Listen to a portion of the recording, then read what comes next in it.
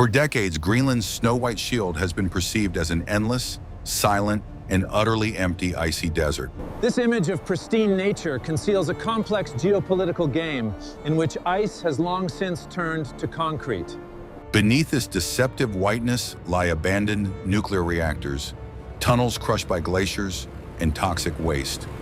Behind the facade of icy tranquility lies a history of relentless struggle against nature, teetering on the brink of a technological disaster. This island is not just a piece of land, but a giant testing ground and a geopolitical tool of pressure. Billions of dollars are being poured into the frozen ground to create infrastructure capable of turning the tide of future global conflicts. But it wasn't always this way. Let's go back to a time when only the deafening howl of the Arctic wind reigned here. Back then, there were no radars, no runways, and no nuclear ambitions. The island remained merely a vast, silent expanse, untouched by the weight of human presence.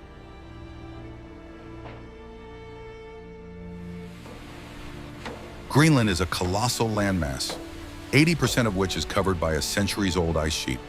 The weight of this frozen shell is so immense that it has literally pushed the central part of the island below sea level. In some places, the ice is up to 3 kilometers thick, exerting incredible pressure on the basalt bedrock. This is not merely frozen water, but a gigantic geological anomaly that dictates its own laws of physics. The island's climate makes it one of the most hostile environments on the planet. In winter, the thermometer drops to temperatures at which ordinary steel becomes brittle and rubber crumbles to dust. Constant hurricane-force winds originating over the glacier sweep away everything in their path and instantly freeze any exposed surface. Life here requires enormous energy expenditure just to maintain basic functions. The polar night, lasting for months, plunges vast territories into complete impenetrable darkness. The absence of natural light disrupts human circadian rhythms and makes any logistical operations deadly dangerous. Navigation in such conditions without modern instruments came down to instinct and luck. Darkness and cold worked in perfect symbiosis, repelling any outside intrusion. The internal structure of the glacier deceptively appears static and immobile. In reality, it is a slowly flowing river of super dense ice that continuously slides toward the coast at a rate of several meters per year. This dynamic, invisible to the eye, creates colossal internal stresses in deep cracks, hidden beneath a thin layer of fresh snow. Any static object placed on this ice is doomed to shift and deform. At the beginning of the 20th century, the geopolitical map of the world began to change rapidly. The advent of transatlantic aviation forced military strategists to look at the globe anew and assess the shortest distances. Greenland's isolation ceased to be a guarantee of its inviolability and security. The illusion that no one would ever need this icy hell finally collapsed. The island transformed from a geographical curiosity into the #1 target for future military planners. The realization of its significance coincided with a premonition of an impending global conflict in Europe.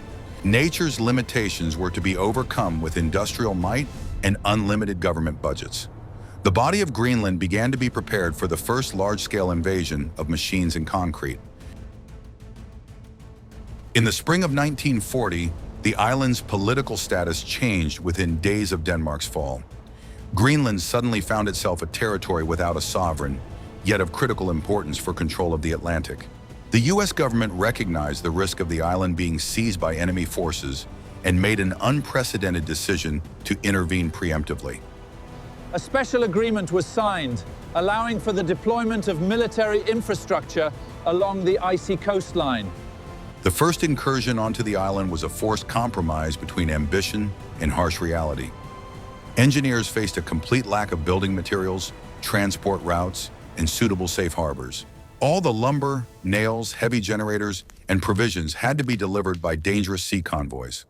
Logistics became the primary and most costly nightmare of this nascent project. Communication with the mainland was intermittent, and food supplies depended entirely on the whims of the ice conditions. It was a brutal experiment in survival for thousands of people in a confined space at the edge of the world. The technology of the time was absolutely not designed for prolonged operation at extremely low temperatures. Engines stalled, lubricants froze solid, and steel tools snapped in the workers' hands. Every maintenance task turned into a battle lasting hours against freezing metal and the biting wind. Mechanisms failed several times faster than their expected service life. Despite all the difficulties, the air bases began to function, receiving combat aircraft bound for war-torn Europe.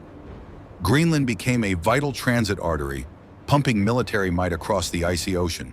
The temporary infrastructure, hastily constructed, became the foundation for a completely different level of geopolitical escalation. The old wooden barracks were no longer adequate for the new daunting challenges of the coming era. The geopolitical focus had shifted, and now the main strategic threat came directly through the North Pole. It required the construction of facilities on an unprecedented scale, capable of withstanding the impact of weapons of mass destruction. Greenland became the first line of defense in a new, cold and uncompromising world war. The massive military experiment was entering its most dangerous and costly phase. Operation Blue Jay became the most ambitious and secretive construction project of the early 1950s. The goal was to create a gigantic strategic airbase in the northwest of the island, in critical proximity to the North Pole. A fleet of ships carrying tens of thousands of construction workers and millions of tons of cargo secretly arrived in Melville Sound. The scale of this technological incursion surpassed anything the continent had ever seen before. Engineers encountered the phenomenon of permafrost, which completely changed the rules of capital construction. Any heated building warmed the soil beneath it, causing the millennia-old ice in the ground to melt rapidly. The Earth's structure turned into sticky mud, and heavy structures rapidly sank into the resulting pits. Traditional methods of pouring concrete foundations proved deadly for the architectural structures themselves. This iron city in the ice created the illusion of absolute invulnerability and the nation's technological triumph. Bombers carrying thermonuclear weapons were on round-the-clock duty, ready at any moment to cross the pole. The base became the primary and most formidable argument for nuclear deterrence on the other side of the globe. Outwardly, the defense system appeared monolithic, flawless, and eternal. But behind the facade of success lay a constant struggle against an invisible enemy: material fatigue and extreme wear and tear. Winds of colossal force regularly tore off roofs and destroyed the outer insulation cladding of the massive hangars. Dry snowflakes, as fine as dust, seeped through the tiniest cracks, methodically rendering the delicate electronics inoperable. The infrastructure required continuous, exhausting physical maintenance. The human factor also became a critical problem under conditions of prolonged and oppressive polar isolation. Depression, aggression, and complete apathy afflicted the personnel, locked away in cramped steel modules for months on end. The base operated at the limits of the physical and psychological capabilities of the people keeping it running. The human psyche often broke down much faster than the frozen steel structures. A new, even more ambitious idea was needed, one capable of concealing the military infrastructure from enemy satellites. The gaze of military strategists turned deep into the very heart of the ancient ice shield. The Iceworm project was conceived as the ultimate architectural response to the growing threat of a preemptive nuclear strike. The plan was to create a massive subglacial network of tunnels stretching thousands of kilometers for the covert movement of ballistic missiles. These heavy mobile launchers were designed to operate continuously within the glacier, remaining completely invisible to enemy reconnaissance. It was a pure concept of covert, invulnerable, total retaliation, buried forever in the Greenland ice sheet. To test the viability of this fantastical idea, the secret experimental facility, Camp Century, was established. Special heavy rotary snowplows cut deep trenches into the ice sheet, which were then covered with corrugated steel arches. Beneath the smooth surface of the ice, an entire self-sufficient city sprang up, complete with lit streets, living quarters, and scientific laboratories. Engineering had reached an unprecedented, never-before-seen level of integration into the harsh, natural environment. The heart of this subglacial metropolis was the world's first portable combat nuclear reactor. Only powerful nuclear energy could provide the hidden base with sufficient heat and light without the need for fuel deliveries. The reactor was secretly delivered in parts, assembled deep underground and activated, transforming Camp Century into an independent fortress. In the dark depths of the ancient glacier, a controlled atomic flame flared up for the first time. The engineers made a fundamental, fatal error in their calculations of the internal dynamics of the Greenland ice sheet. They mistakenly assumed that millennia-old ice behaves predictably and is absolutely stable at great depths. The base's artificial living space slowly compressed, as if clamped in a giant hydraulic press. The physical strength limit of the finest steel alloys was rapidly and inevitably reached. The operational nuclear reactor, located in a separate ice chamber, was also at mortal risk of damage. The threat of a massive radioactive catastrophe in a confined underground space became absolutely real and inevitable. Expensive equipment began to fail en masse, solely due to changes in the geometry of the compressed tunnels. The underground base, created as the ultimate symbol of security, had turned into a deadly ice trap. It became perfectly clear that the grandiose initial plan for the covert deployment of missiles was physically unfeasible.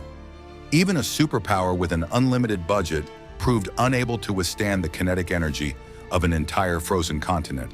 The secret project suffered a crushing failure due to a fundamental misunderstanding of the basic properties of matter. Emergency, panicked preparations began for the complete evacuation of personnel.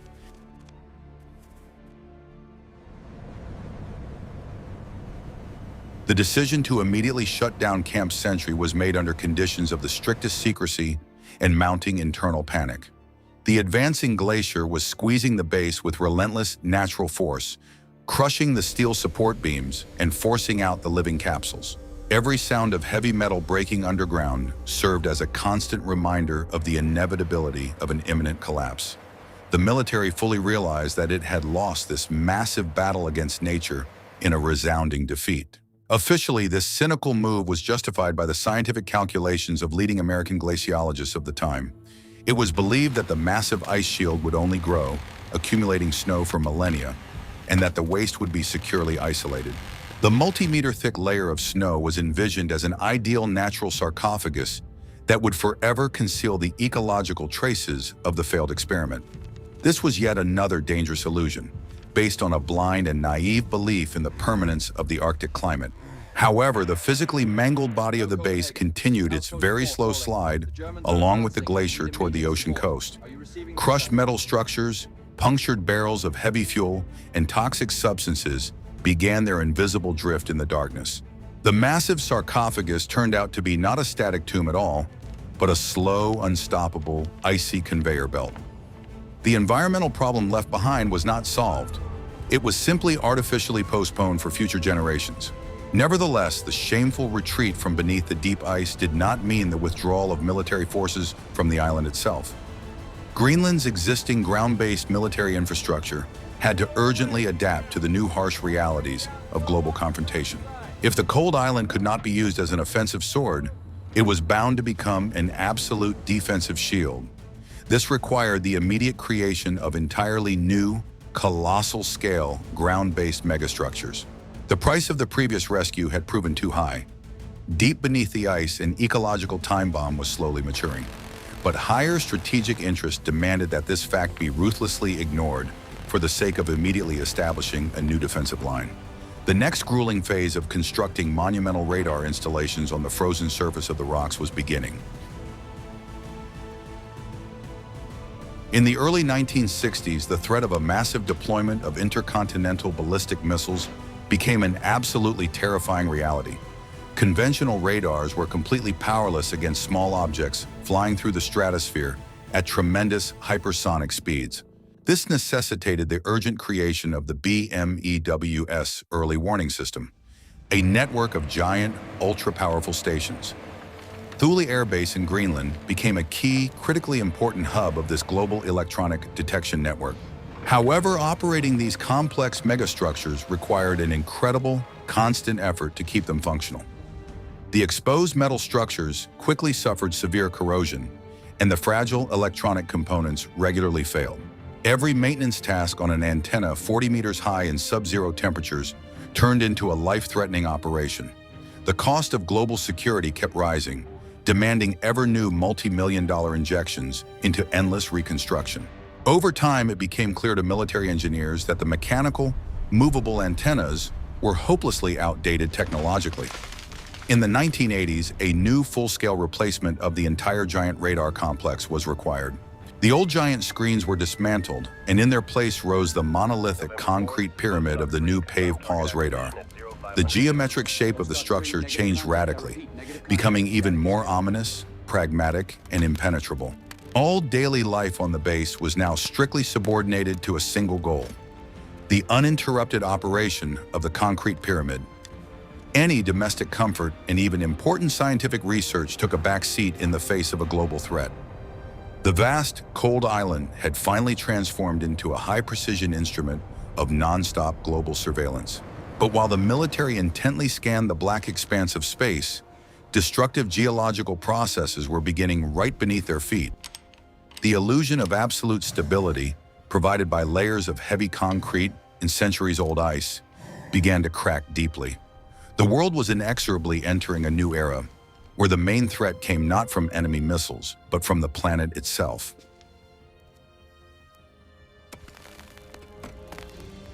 At the turn of the millennium, Greenland's fundamental physical constant began to irreversibly and rapidly collapse. Global warming led to the accelerated, catastrophic melting of the surface of the giant ice sheet. What had been considered for decades an eternal, unshakable sarcophagus began to rapidly thin, turning into raging torrents of water. The stable natural platform upon which the entire geopolitical strategy rested began to melt in the most literal sense. The rate of global ice loss far exceeded even the most pessimistic forecasts of the world's glaciologists. Meltwater seeped into deep geological fissures, reaching the bedrock and acting as a giant lubricant. It was now absolutely impossible to hide this problem under the snow. The ice had ceased to be a reliable shelter forever. The technological rescue of the military base in the past had turned into a catastrophic financial cost in the present. Acute, critical diplomatic tensions arose between countries over legal responsibility for this hidden threat. The military department faced the prospect of multi-billion-dollar lawsuits for the environmental damage caused.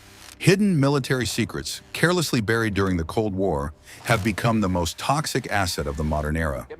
A complex artificial system has suffered a critical failure at the level of basic assumptions about the properties of the environment.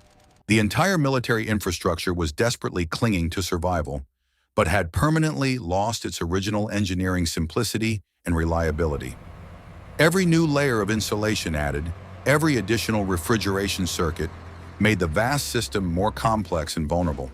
The strategic facility began to strongly resemble a critically ill patient hooked up to complex life support machines. However, the sudden warming brought not only massive destruction, but also opened up entirely new prospects for capital. The rapid retreat of the ice exposed bedrock, incredibly rich in rare earth metals and oil. Greenland suddenly transformed from a purely military outpost into a resource treasure trove of global significance. The global geopolitical game entered a completely new, even more complex and intense phase. The melting glacier, exposing its riches, drew the keen attention of new players ready to engage in an uncompromising struggle. The island was about to face a new, incredibly powerful economic invasion by transnational corporations.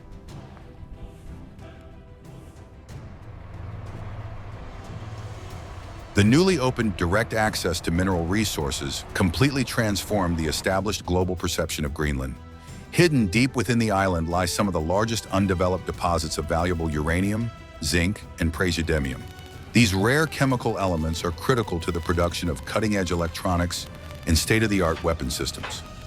The frozen continent has suddenly become the key to technological dominance in the 21st century. Asian economic giants, realizing the region's enormous potential, launched a massive financial offensive on the island.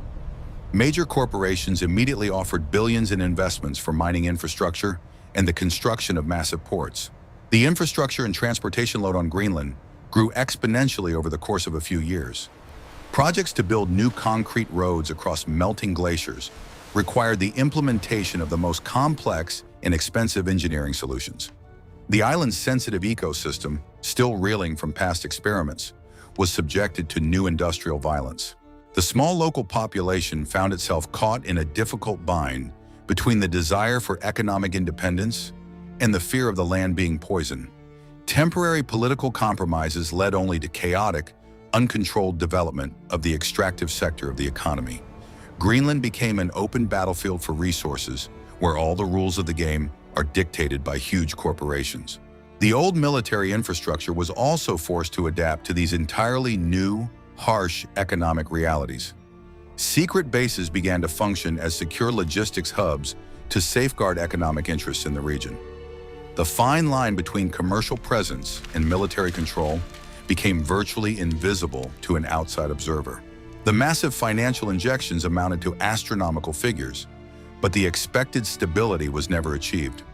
The fierce conflict of interests among major world powers laid a solid foundation for a potential hot confrontation. This new form of economic development brought a new, extreme fragility to the entire Arctic region. Against the backdrop of the escalating resource rush, Greenland's military significance underwent a fundamental transformation, extending beyond the atmosphere. Powerful satellite communications and precise orbital reconnaissance became the lifeblood of the modern high-tech army. The base in Tula, having received a new high-profile name, became the main coordination center for managing satellite constellations. The island's physically frozen landscape became a reliable platform for controlling near-Earth orbit. The logistics of continuously supplying this high-tech fortress have become astronomically expensive for the state budget. Every spare part, every powerful server, and every liter of fuel must be delivered to the ends of the Earth by air. The total cost of maintaining the base in perfect working order amounts to enormous sums annually. This is a colossal yet necessary price to pay for maintaining geopolitical dominance in near-Earth space. The nature of a strategic facility's vulnerability has completely changed with the development of digital technologies. Now the greatest danger comes not from tank formations, but from targeted cyber attacks and powerful electromagnetic pulses.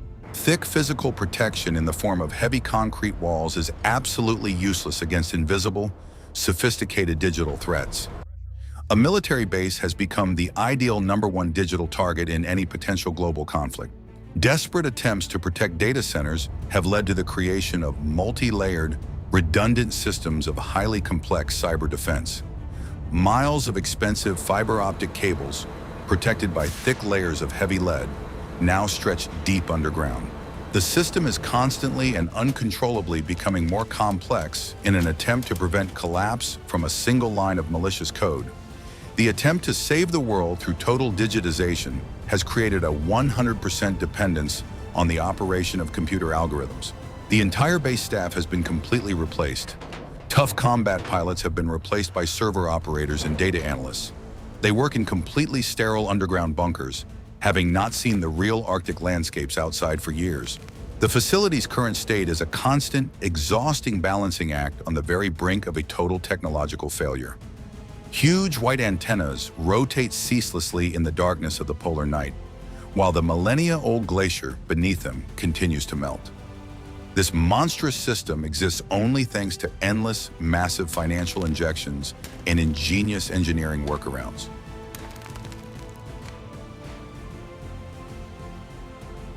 Today, Greenland is not merely a chain of scattered bases, but a single integrated mechanism for preparing for a major war. The rapid melting of Arctic ice is quickly opening up new sea routes, making navigation possible year-round. This is transforming the frigid Arctic Ocean from an impassable icy desert into the planet's busiest transport artery. Whoever physically controls this short route controls all global trade in goods. Engineering troops are hastily restoring long-forgotten Cold War-era airfields and modernizing port infrastructure. Entirely new, massive hangars for nuclear submarines and high-precision weapon depots are being carved out of solid rock. These are no longer temporary tent camps, but fundamental, fortified structures designed to withstand a long siege. The scale of the construction directly and unambiguously points to a clear expectation of imminent military confrontation. The entire Arctic is rapidly being militarized, returning to the harsh, aggressive rhetoric of total dominance at sea. Potential adversaries are actively expanding their icebreaker fleets and deploying heavy military formations. Greenland serves as the main impregnable bastion, blocking enemy submarines' access to the open Atlantic. The island has definitively transformed into an ultra-reliable geopolitical fortress at the very top of the world. The vast cold island stands frozen in anticipation, waiting for global political tensions to reach the point of no return. All of this exorbitantly expensive, colossal infrastructure has been built solely for a single, brief moment of brute force. And when that inevitable moment arrives, Greenland will become the epicenter of the storm for which it has been prepared over the past 80 years.